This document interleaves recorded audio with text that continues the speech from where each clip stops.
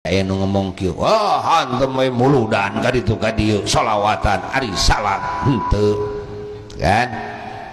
tong tarik teuing ngomong teuing meni peureus maneh mah ngomong teh kan heueuh atuh da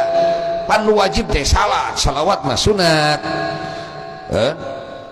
muludan kieu heueuh sunat wajib mah salat puasa Ramadan tah eta nu wajib mah bener eta oge salat anu 5 waktu teh wajib bener eta oge ye eta teh zakat wajib rukun Islam wajib kan bener ngan anjeun tong nganggap remeh kana muludan jeung kana salawatan naon sababna boleh jadi salat fardu anjeun teu ditarima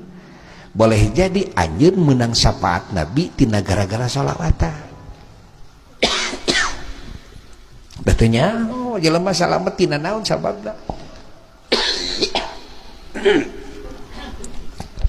teu apal ieu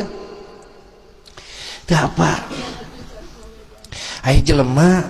ai parduna teu ditarima ai tina amal sunat manehanana ditarima menang pangampura Allah kitu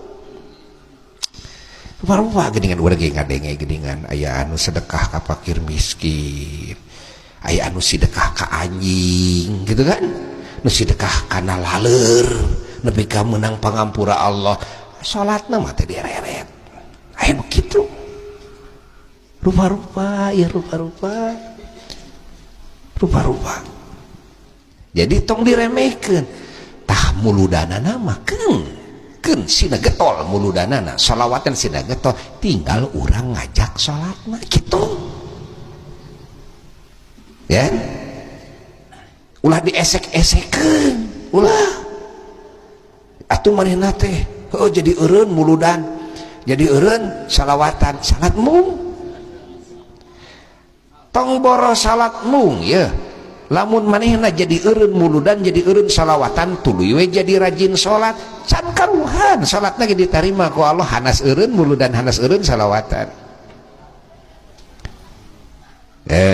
kumaha tuh carana mana amal nu acan dilakonan aja ku urang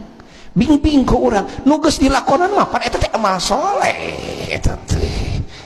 najan sunat gitu kan keun bae teh dorong we tuluy da amal soleh tinggal anu teu acana naon gitu kan ta eta kitu ari dakwah gitu kan lain esek-esekeun nyerieun hate gitu kan bisa ditampilin sia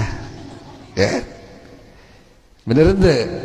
ngageureuh-geureuh komo ngesek-ngesekeun ka jelema nu resep muludan aya bahan beak huntu maneh geura tah kitu